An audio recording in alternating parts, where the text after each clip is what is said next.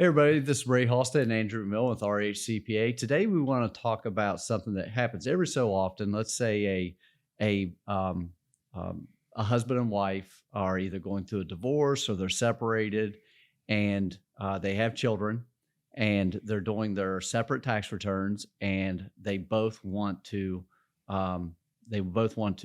claim the children as a dependent and take the tax deduction. And in some instances, they will both take the same child. I've got Andrew McMillan here with me today. Andrew, what happens if they're filing separate tax returns and they both claim the same child?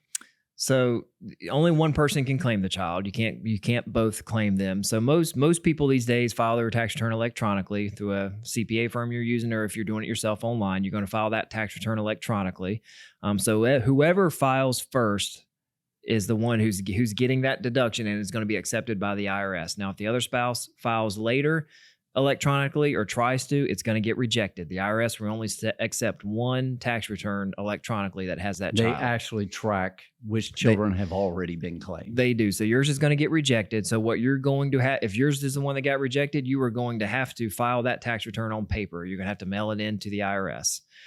Claiming that child. And, I usually recommend going ahead and writing a letter with that on why you feel like you should be entitled to that deduction. But you need to file that tax return paper mail to the IRS. And usually in about 6 weeks or so, you're going to get an audit letter from the IRS, most likely. You're going to get an audit letter, and your spouse or ex-spouse that claimed the child as well, they may get an audit letter.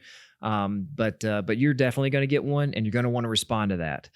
You're going to want to include any type of information you have that shows that you truly are entitled to deduct that child. A lot of times we really stress, outlining this in like the separation agreement or the divorce agreement. Make sure it's signed by an attorney, something written up there that you can hold your, that you can justify you get this child as a deduction, because that's what the IRS is going to want. Is they're going to want proof.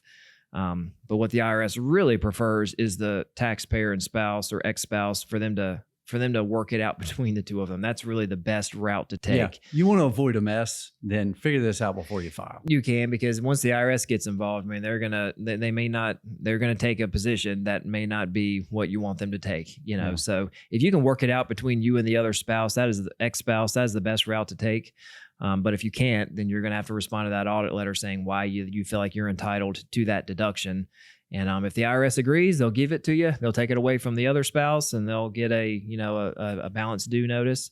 But it's a bit of a process. If you encounter this issue, just know you've got to deal with the IRS now for a little while to try to get it resolved, especially if you feel like if it's not something you can resolve easily with your ex-spouse, because the easiest thing would be to do is for them to go amend their tax return, remove the child, so that way the IRS will give it to you versus making the IRS determine it for you based on information. Well, that's good information, Andrew. If you've got questions on claiming a dependent and you want some help, feel free to give us a call. Thanks.